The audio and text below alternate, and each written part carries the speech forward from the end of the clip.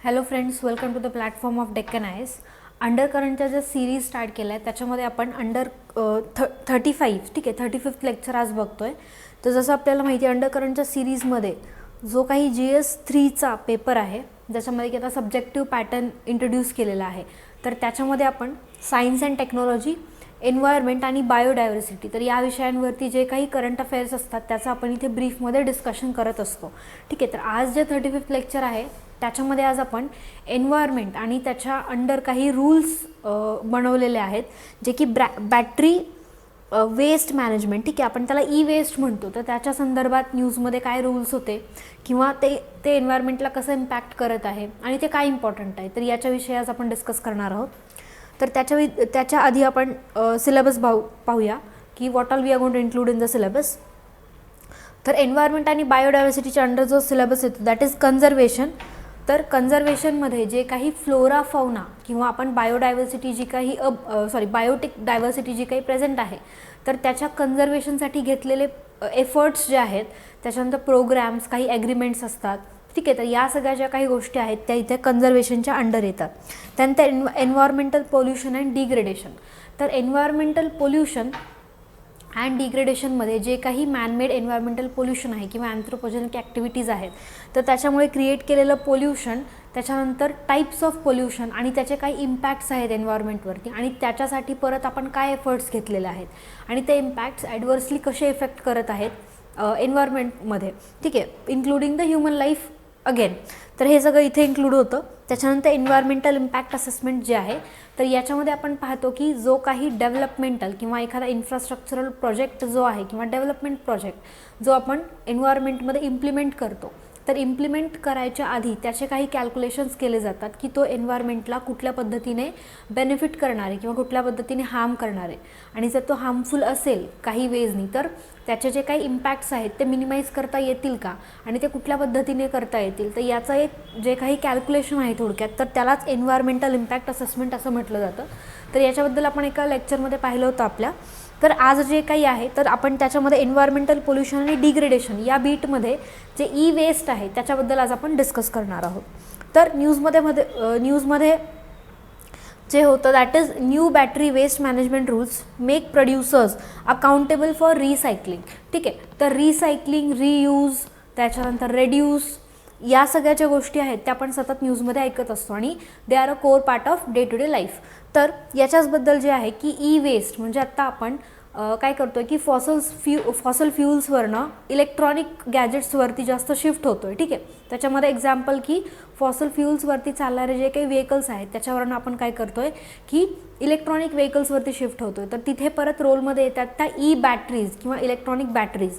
तर त्यांचा यूज, त्यांचं प्रोडक्शन, त्याच्यानंतर त्यांचे जे डिस्कार्डिंग मेथड्स आहेत आणि ते हार्मफुल एन्व्हायरमेंटला कसे आहेत आणि त्याचा मिनिमम इम्पॅक्ट कसा करता येईल तर याच्यावरती काही रूल्स रेग्युलेशन्स बनवलेले आहेत. तर त्याच्याचबद्दल सांगितलेलं आहे की वेस्ट मॅनेजमेंट रूल्स, तर कुठले की new battery waste management rules काय आहेत हे आपण डिस्कस करणार आहोत. तर आज आपण जे डे टू डे लाईफमध्ये इलेक्ट्रॉनिक गॅजेट्स वापरतो, आत्तासुद्धा ज्या स्मार्टफोननी तुम्ही आणि आपण कनेक्टेड आहात तर या स्मार्टफोनमध्ये सुद्धा बॅटरी आहे. तर अशाच सगळ्या इलेक्ट्रॉनिक गॅजेट्समध्ये जवळपास बॅटरीजचा प्रेझेन्स आपल्याला जाणवतो. तर increasing demand for batteries is all over the world as increase the usages of portable power consumption products. तर लॅपटॉपपासून स्मार्टफोनपर्यंत आपण ज्या काही गोष्टी पाहतो तर त्याच्यामध्ये काय आहे की पोर्टेबल डिव्हायसेस आहेत, ठीक आहे, इझी यूज आहेत, पोर्टेबल आहेत, तर याच्यामुळे यांची डिमांडही वाढत चाललेली आहे. प्लस जे आहे ते increase in energy demand also. तर अशामुळे यांचं जे काही डिमांड आहे वाढत चाललेलं आहे. तर याच्यावरती एक्झाम्पल्स याच्यामध्ये की लॅपटॉप आहेत, कम्प्युटर्स, सेलफोन्स आहेत, video cameras, TV remotes, toys and other electronic devices.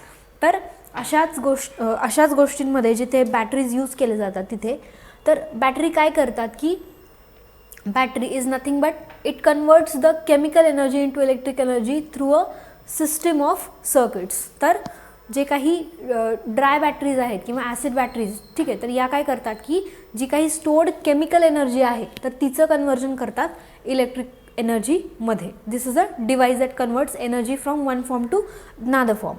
ना batteries that we use contain toxic and corrosive metal materials like cadmium, mercury, lead and lithium. ठीक आहे, तर हे सगळे आपल्याला एलिमेंट्स जे आहेत ते माहिती आहे की या एलिमेंट्स काय आहेत की कार्सिनोजेनिक आहेत मोस्टली एलिमेंट्स, आणि याच्यामुळे आपण मिनामाटा, ठीक आहे, अशा ज्या काही डिसीजेस आहेत ते आपण न्यूजमध्ये सुद्धा वाचतो किंवा आपल्या सिलेबसमध्ये सुद्धा इन्क्लुडेड आहेत. ठीक आहे, तर मर्क्युरी, लीड, कॅडमियम आणि लिथियम हे काही कार्सिनोजेनिक एलिमेंट्स आहेत जे काय करतात या बॅटरीमध्ये प्रेझेन्स दाखवतात. त्याच्यामुळे काय केलेलं आहे की या एलिमेंट्समुळे जे काय आहेत ते रूल्स अँड रेग्युलेशन्स बनवलेत. तर ते कुठले आहेत? That is harmful to the environment, can pose a threat to the health of living beings when disposed improperly. तर आपण काय करतो की ज्या काही बॅटरीज आहेत, if they are not in proper use, तर आपण त्याचं डिस्कार्डिंगसुद्धा इम्प्रॉपर वेनी करतो. तर तेव्हा काय होतं की त्याच्यामुळे जे काही पोल्युशन आहे ते जास्तीत जास्त क्रिएट केलं जातं आणि तो काय करतो की ॲडवर्स इम्पॅक्ट दाखवला जातो. तर अशा वेळी devices that we use have become a part of daily life and it was necessary to draft some rules regarding the efficient disposal of batteries and proper waste management. तर जे काही discarding आहे या बॅटरीजचं, तर त्याच्यामुळे काय होत आहे की water, soil, air pollution create होत आहे. तर याच्यामुळे काय की हे सगळं पोल्युशन कमी करण्यासाठी काही रूल्स अँड रेग्युलेशन्स बनवणं खूप गरजेचं होतं.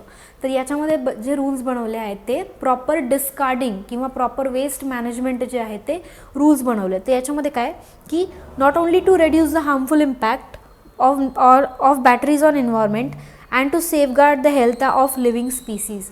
तर हार्मफुल इम्पॅक्ट कमी करणेच नाही, तर जी काही हेल्थ आहे, जे काही बायोटिक फ्लोराफोना आहे, तर त्यांची जे काही हेल्थ आहे तर तिला सेफगार्ड करणं हा सुद्धा काय आहे, एक मोटो आहे. तर the act is applicable for management of batteries in environment protection act 1986. तर आपल्याला माहिती आहे environment protection act, wild life protection act, याच्यावरती नेहमी प्रश्न विचारले जातात. तर हा मुद्दा परत एकदा लाईटमध्ये आलेला आहे. त्यामुळे काय की हे जे काही रूल्स आहेत तर ते काय की एन्व्हायरमेंट प्रोटेक्शन ॲक्ट जो आहे 1986चा त्याच्या अंडर हे बनवलेले आहेत. त्यानंतर it extends to whole of India, म्हणजे इंडियामध्ये पूर्ण लेंथ आणि ब्रेथवाईज हे काय आहेत की आता इम्प्लिमेंट होणार आहेत. त्यानंतर the problem of battery waste management has become a global concern and right step for India to prevent it from deteriorating our air, water, born and soil. तर जे काही एअर, वॉटर आणि सॉईल पोल्युशन आहे तर ते कमी करण्यासाठी India has taken a right step by implementing and making the rules. नाव the ministry of forest, climate change Government of India published the battery waste management rules on 24th August 2022 to ensure environmentally sound management of batteries. ठीक आहे, तर ऑगस्टमध्ये जे काही आहेत त्याचे rules publish केले होते मिनिस्ट्रीनी.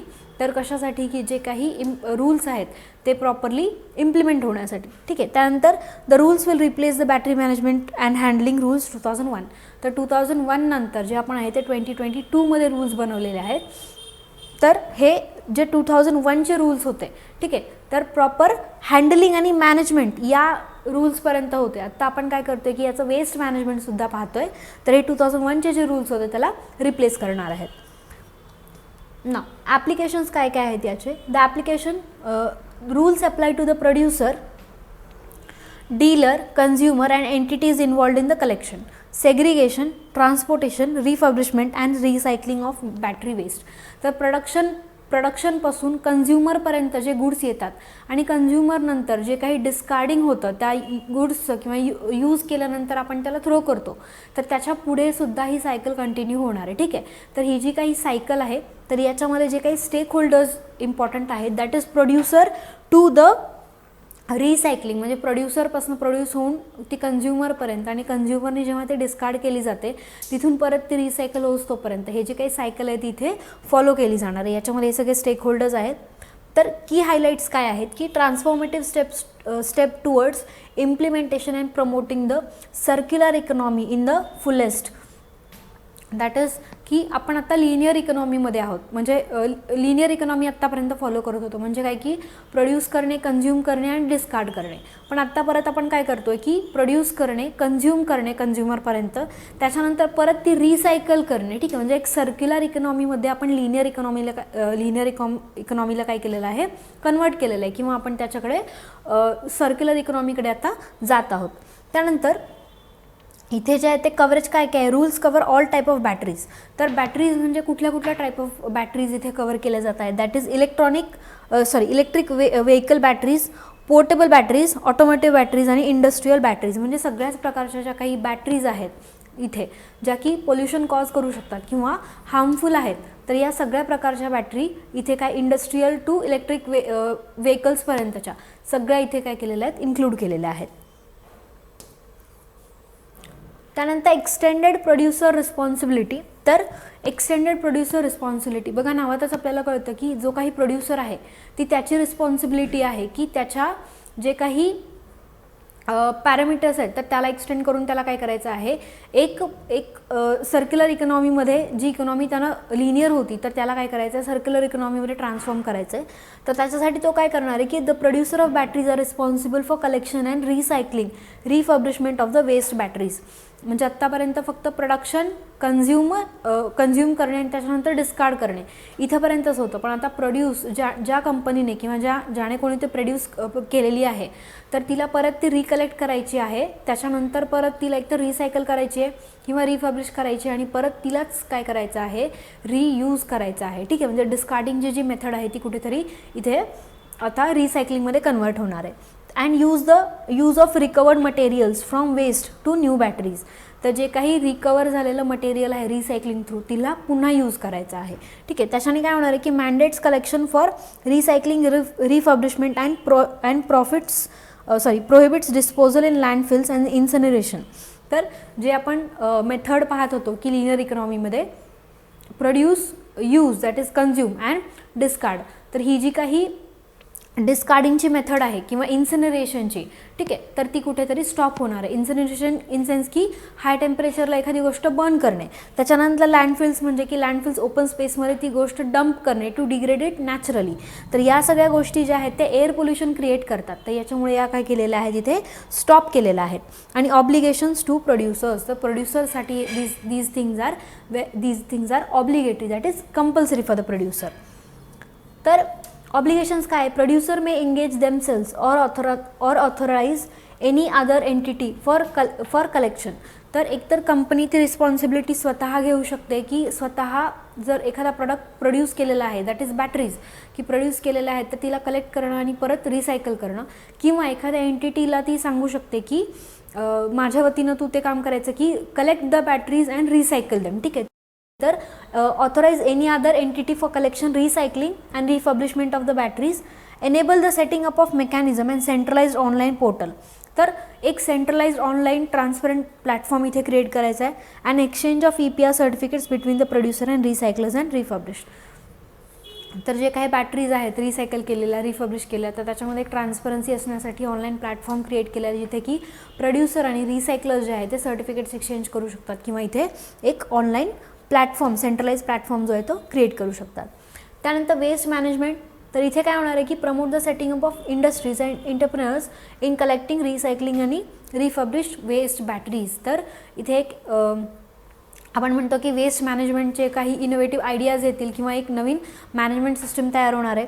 त्यानंतर न्यू बिझनेस अपॉर्च्युनिटीज. तर न्यू बिझनेस अपॉर्च्युनिटीजमध्ये नवीन इन्व्हेस्टमेंट स्टेक होल्डर्स येतील, नवीन इन्व्हेस्टमेंट्स क्रिएट केल्या जातील, नवीन जॉब अपॉर्च्युनिटीज क्रिएट केल्या जातील. आणि mandating the minimum percentage of recovery materials will bring technologies and investment in recycling, तर refurbishment industry and create new business opportunities.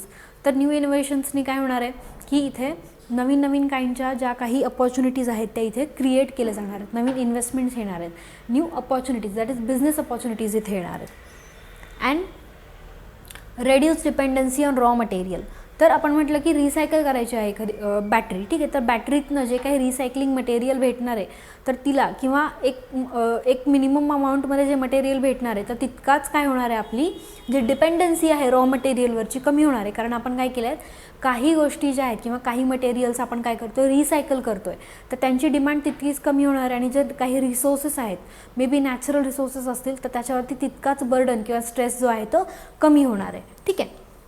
And online registration. तर online registration आपण पाहिलं की जे काही कमिटीज आहेत, इम्प्लिमेंटेशन्स आहेत किंवा जे काही अथॉरिटी आहे तर त्यांच्या थ्रू ऑनलाईन रजिस्ट्रेशन आणि एक EPRचा ट्रान्सपरंट प्लॅटफॉर्म इथे क्रिएट केला जाणार आहे. And last is principle of polluters pay. तर जो कोणी पोल्युशन क्रिएट करणार आहे, that is producer, has to pay for the pollution that is making. ठीक आहे, तर इथे काय आहे की environmental compensation will be imposed on non fulfilment of extended producer responsibility targets responsible and obligation set out in the rules. तर rules जर follow केले नाही आहेत, that is extended producer responsibility, तर इथे काय असणार आहे की ऑब्लिगेशन्स आहेत. If you don't follow the rules you have to pay the penalty, that is principle of polluters pay. आणि एन्व्हायरमेंटल कंपन्सेशन फंड जो आहे की it will under the environmental compensation fund utilise in collection and refurbishment of recycling collected and non recycling waste batteries. तर ज्या काही non recyclable waste batteries येतात तिथे तुम्हाला काय आहे की compensation fund you have to pay. So these were the obligations. इथे एक्सटेंडेड प्रोड्युसर रिस्पॉन्सिबिलिटी, त्याच्यानंतर एक ऑनलाईन प्लॅटफॉर्म जो क्रिएट केलेला आहे, तर या सगळ्या गोष्टी इथे इम्पॉर्टंट आहे. So it was all about lecture number 35. तर असंच एक नवीन लेक्चर घेऊन पुन्हा भेटू. Till then thank you.